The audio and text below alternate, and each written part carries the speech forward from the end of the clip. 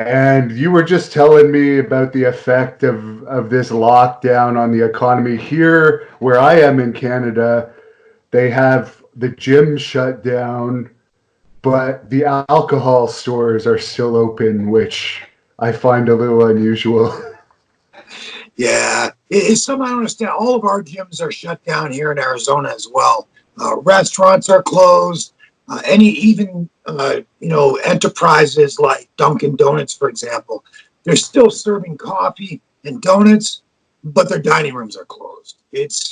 I've never seen anything like this. It's incredible. It's amazing to see what fear mongering campaigns can do to humans within society. It's amazing to see this happen.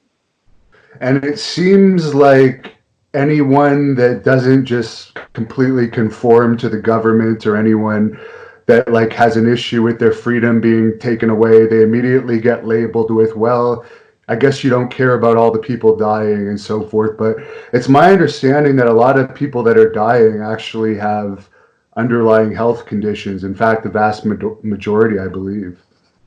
Right. And as soon as you mentioned that fact, that COVID-19 affects the majority of the people with already underlying conditions, the moment you mention that fact, all of a sudden you don't care about the old people.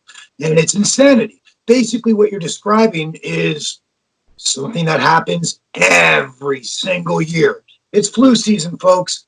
The difference, I think, this time, or I believe this time, is the fact that we have something else going on in society, and it's something big and it's something huge.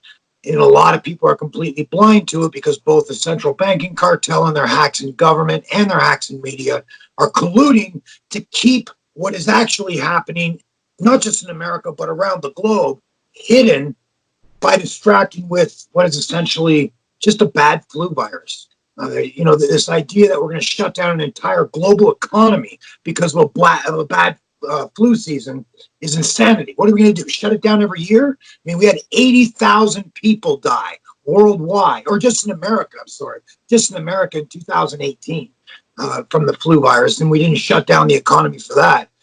Government and the central banking cartel, I believe strongly, is using their propaganda arms in mainstream media to frighten, distract, and lock down the human population.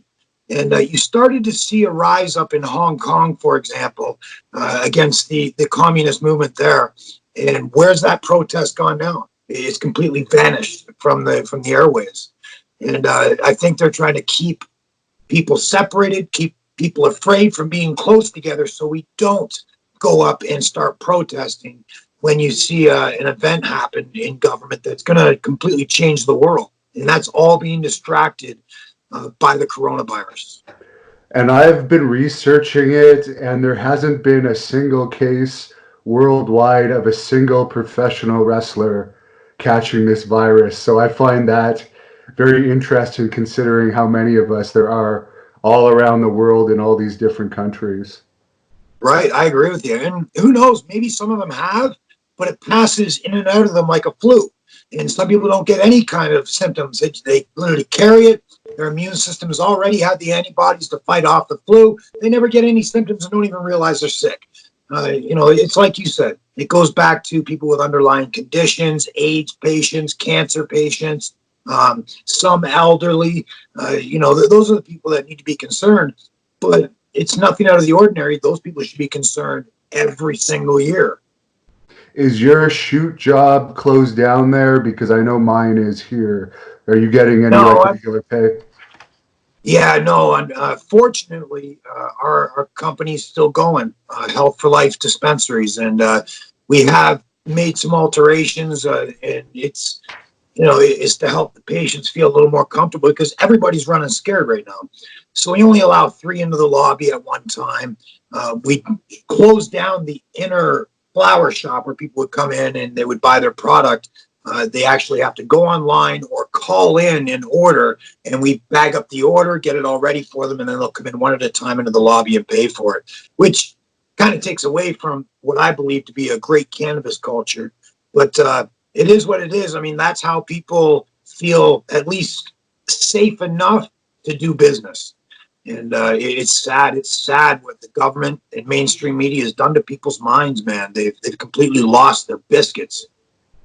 Are you on Kane's side? I know he's said that publicly as the mayor of Knoxville that he feels that they're going overboard. Are you on his side politically in general? I know he's a libertarian.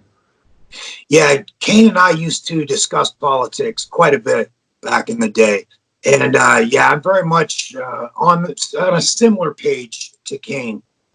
And when they first started locking us down here in Canada, they put out a story that the Prime Minister here, Justin Trudeau's wife, caught the virus. Do you believe that that was a political thing, or do you think she actually had it? And I think if she had it, she got the flu. Do I think it's a political thing and she didn't have anything? I'd say that's a high possibility. Thank you for watching the Hannibal TV. Please like this video if you enjoyed it and click the subscribe button to not miss any of our latest shoot interviews, match videos, or news updates. Support us on patreon.com for $1.99 a month to watch our full shoot interviews ad-free and help our channel grow. Follow us on Twitter at the Hannibal TV for instant updates.